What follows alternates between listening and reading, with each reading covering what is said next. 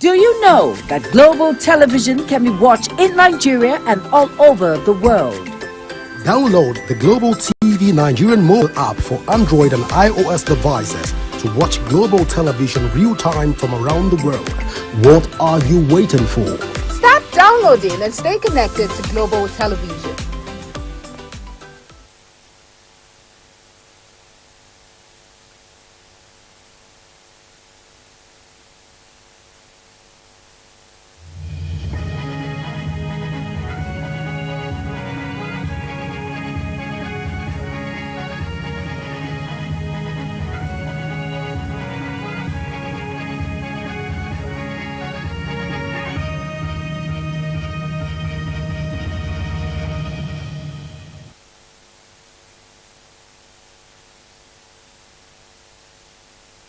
Hello and welcome to all our viewers in Nigeria and around the world to Midday News on Global Television.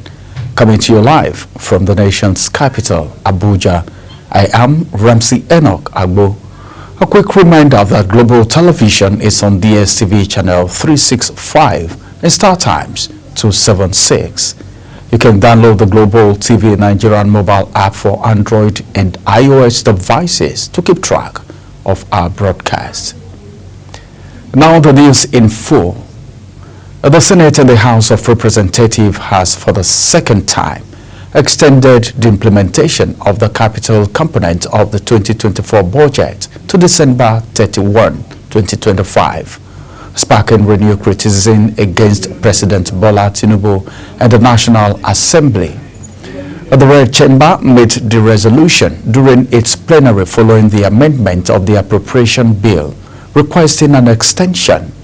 Economists, financial experts, and the organized private sector here describe the repeated extension as evidence of our poor execution capacity by the ministries, departments, and agencies. In a different development, President Bola Tinubu has written to the House of Representatives declining his assent to the National Assembly Library Trust Fund Establishment Amendment Bill 2025 into law. In the President's letter read at plenary by Speaker Tajuddin Abbas, Tinubu cited some constitutional policy and physical issues which he said were capable of disrupting existing governance system and creating a problematic legal precedent. The bill seeks to transform the National Assembly Library Trust Fund into the National Assembly Resource Center. President Bola Tinubu, through the Deputy Senate President, Senator Barau Jibril, has called on residents of Idu and its environ to take full responsibility for the maintenance of national asset and infrastructure within their environment. He made this call while commissioning the Ring Road 3 to the Outer Northern Expressway in Abuja. Our correspondent, Godwin Sunday, reports. In a significant boost to road infrastructure and urban connectivity, the right-hand service carriageway of the Inner Northern Expressway (INEX) is now officially commissioned. The newly opened road stretch runs from Ring Road 3 to the Outer Northern Expressway and is expected to divert local traffic from the main expressway lanes, reducing pressure time and ensuring smoother traffic. As it is built on international standards with pedestrian walkways, drainage systems, and street lighting for safety. President Bola Tinubu, represented by the Deputy Senate President, Senator Barau Jibril, commented the FCT minister and called on the public to treat public assets with respect. I commend the FCT administration, led by the FCT minister, Barrister Nyesom Wike, for his vision, commitment to quality and timely execution. You have contributed to something larger than a roadway. You have contributed to the future of our capital. In his remark, the FCT minister, Nyesom Wike, described the project as part of a broader national infrastructure development drive aimed at enhancing economic activities and commuter safety, and thanked President Bola Tinubu for the support so far. It's been the policy of Mr. President under the New Hope agenda to continue with projects that would be impactful on the lives and the economy of our people. From the Inner Northern Expressway, Godwin Sunday reports for Global Television News. The People's Democratic Party, PDP, has taken significant steps towards resolving its internal crisis. The party's acting national chairman, Ambassador Umar Damagum, and members of the Board of Trustees had a closed-door meeting with the chairman of Independent National Electoral Commission, Mahmood Yakubu, to discuss the party's internal issues. Samuel Odi completes the story. The People's Democratic Party has been dealing with internal conflict and leadership crisis. The chairman, People's Democratic Party, Umar Damagum, says the closed-door meeting is to put aside differences which will determine the future. We are here today to discuss and interact with you sincerely because we had NEC and there was a decision of NEC which mandated me to sign a letter to avoid controversy. The chairman, Independent National Electoral Commission, Professor Yakubu Mahmood, welcomed the People's Democratic Party's delegates and highlighted the party's irregularities in leadership selection. So there are issues to discuss, and we look forward to this important clarification from the party as to who is the secretary. But we are here as the registrar and regulators of political parties, and we hope when we go into the working session, we will fully understand where you are coming from. As the PDP takes steps towards unity and reconciliation, one thing is clear: the party's ability to put aside its differences will be crucial in determining its future and success of the party. Samuel Odi for Global Television News. The Independent National Electoral Commission, that is INEC, has published the notice of the Ekiti State governorship election slated for June 20, 2025. Starting that the bimodal voters accreditation system, that is BVAS, shall be used for the accreditation of voters. INEC has last month announced the dates for the Ekiti and Osun governorship election, but the publication of Wednesday's notice is in line with Section 28, subsection 1 and 2 of the Electoral Act 2022 as amended. The notice states that election, which will commence by 8:30 a.m., shall be conducted in the 2,445 polling units spread across the 16 local government area. According to the information, Abia State House of Assembly says it has passed 37 bills in 2 years of its existence so far. The Speaker, Emmanuel Omirua, made the disclosure in Umuahia, the state capital, while briefing newsmen on the achievement of the 8th Assembly, inaugurated in 2023. He listed some of the bills to include the Abia State Appropriation Law of 2023, the Greater Aba Development Authority Law 2024, and the Abia State Pension Reform Law of 2024. The National Drug Law Enforcement Agency, that is NDLEA, says Nigeria recently signed a Memorandum of Understanding, that is MOU, with India to prevent the production of codeine-based syrups for importation into Nigeria.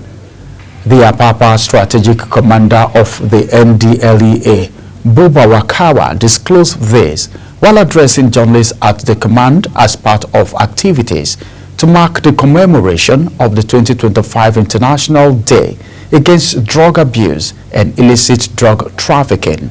He said that the event, which has been billed to take place on Thursday, has been themed "The Evidence is Clear. Invest in Prevention, Break the Cycle."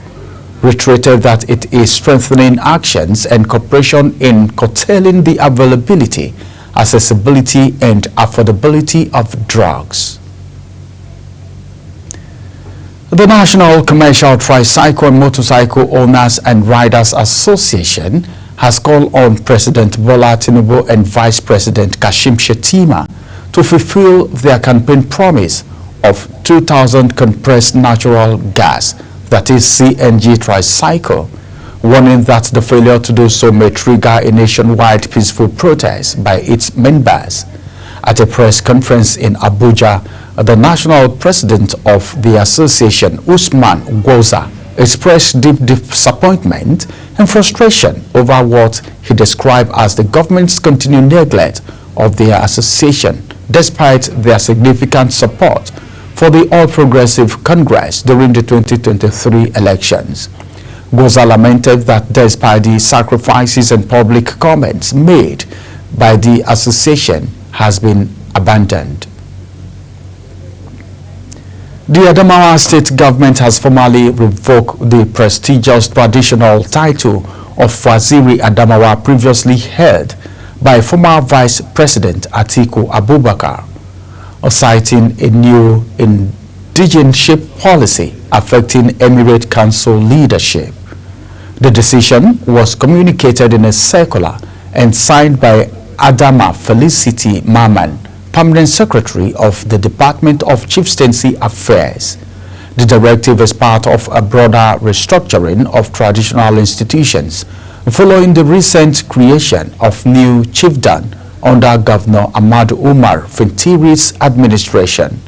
The circular stated that the new policy applies to all council members and traditional title holders within Emirate system across the state, thereby affecting several others whose origin lie outside the approved districts. The Human Rights Writers Association of Nigeria, that is Horiwa, has called on President Bola Tinubu and the Attorney General of the Federation to act swiftly in enforcing the rule of law in Osun State. The group also condemned what it described as the illegal occupation of local government secretariat by APC loyalists. Hosanna Okoroafo completes the story.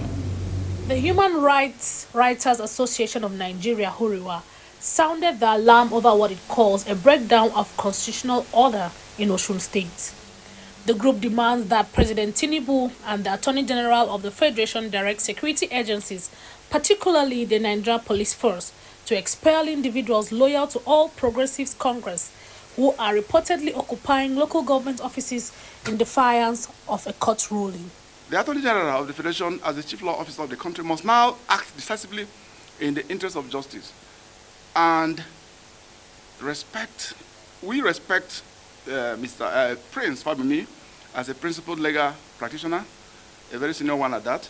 He must demonstrate leadership by issuing clear directive for the immediate enforcement of the court's ruling.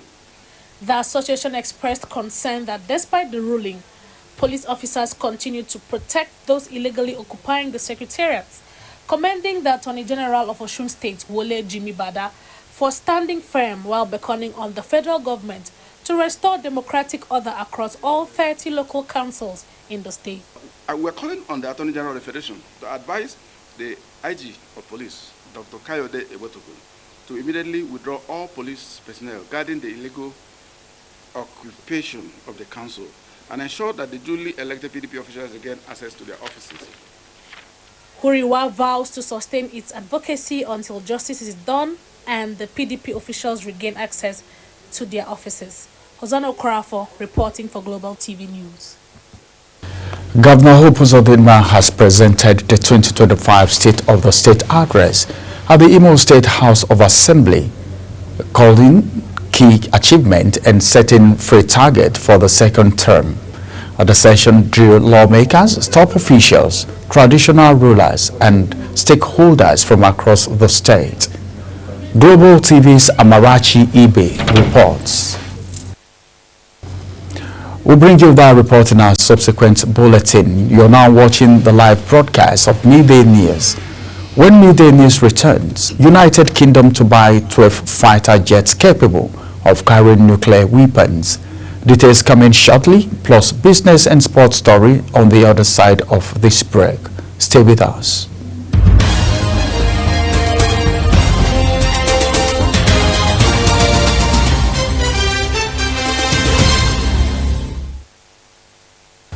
Welcome back from that break. Now let's take you to the world of business, where pensioners under Nigeria's contributory pension scheme, that is CPS, have appealed to the National Assembly to approve the full implementation of the 75 billion naira treasury bond announced earlier this year, intended to clear decade-long arrears owed to retirees. The bond, approved in February 2025 by President Bola Tinubu during a Federal Executive Council, that is FEC meeting, was introduced to settle outstanding liabilities under the scheme for federal retirees. The initiative aims to resolve long-standing pension obligation, some of which dated back over 16 years.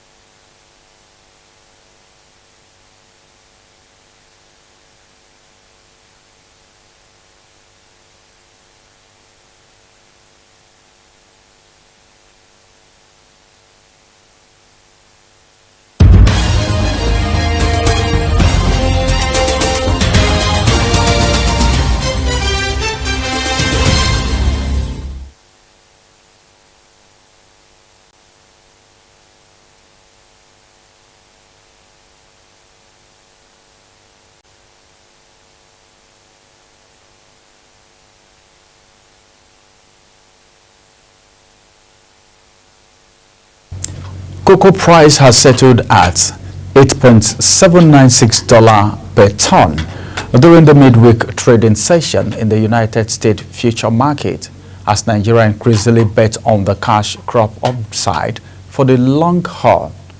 Ongoing United States tariffs have led to an increase in speculative buying for cocoa future, which in turn boosted the cash crop's fortune.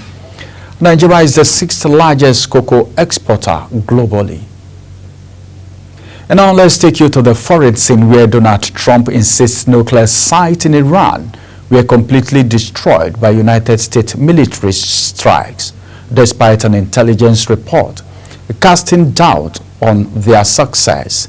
The leaked damage assessment from the Pentagon Defense Intelligence Agency reportedly estimates the attack only set Iran's nuclear program back a few months. Meanwhile, President Trump is joining NATO leaders in The Hague for a summit, just days after he made the decision to launch strike on Iran. In the meantime, the ceasefire between Israel and Iran announced by United States President Donald Trump appears to be holding as Israeli forces continue their war on Gaza, killing at least 31 Palestinians since midnight. The White House refuted an intelligence report that says U.S. bombing of Iran's nuclear site did not completely destroy the facilities and only set the program back by a few months. Both Israel and Iran has claimed victory in the 12-day war, with trends holding celebration in Tehran and Israeli Prime Minister Benjamin Netanyahu claiming a Trump that will slant for generations. The Prime Minister of the United States, Keir Starmer, says the UK plans to buy at least a dozen of F-35A fighter jets capable of carrying tactical nuclear weapons, in what will be the biggest strengthening of the UK's nuclear posture in a generation.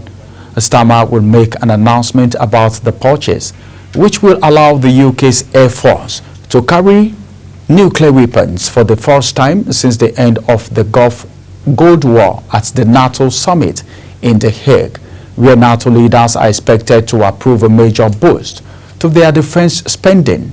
The United Kingdom nuclear defense capability is currently limited to submarine launch missiles. Now from the world of sport, Nigeria's male senior cricket team, the Yellow Greens, has resumed campaign in Lagos ahead of the qualifiers for the 2026 Men's T20 World Cup and the 2025 ILT20 Cup. The qualifiers will be held in Zimbabwe from September 28 to October 4, while the World Cup is billed for India and Sri Lanka between February and March 2026. They will also play the ILT20 Cup from July 13 to 30 in Uganda. Head coach and high-performance manager of the Nigerian Cricket Federation, Steve Tikolo, invited 21 players to camp for the assignment. World record holder Tobi Amusan has continued her preparation for the forthcoming World Athletic Championship in style as she eased to victory in the women's 100-meter hurdle event at the Golden Spike Meet in Ostrava, Czechia. The 28-year-old, who came into the event off the back, an impressive outing as the Paris Diamond League last weekend showed why she was actually deemed the favorite by cruising to an easy victory as she crossed the line in first place in a time of 12.45 seconds ahead of Slovakia's Victoria Forster, who came second in a second's best time of 12.74 seconds, while Sarah Lavin of Ireland came third, having set a season best time of 12.76 seconds. It was Amusan's second win in the hurdle this season. She won the Rabat Diamond League in May, settling a new meet record of 12.45 seconds. Nigeria's Nathaniel Ezekiel has been named the 2025 National Colgate Athletic Association, that is NCAA Division 1 Men's Outdoor Track and a Friend National Track Athlete of the Year, to cap off a dominant Colgate season with Barlow University, which has now earned him one of the most prestigious honors in America's college athletics.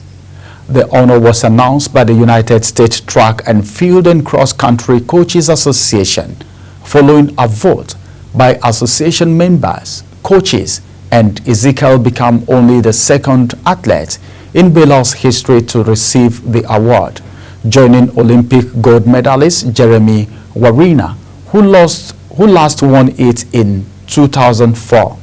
The Delta State-born athlete won the national title in the men's 400-meter hurdles at the Association Outdoor Championship in Eugene, Oregon earlier this month, clocking a personal record of 47.49 seconds. And that's it on Global TV Midday News. A quick reminder that Global TV is on DSTV channel 365 and Star Times channel 276. Kindly follow us across all social media platforms now showing on your screen using @Global TV NG. You can download the Global TV Nigerian app for Android and iOS devices to keep track of our broadcast. I am Ramsey Enoch Agbo. Thank you for watching.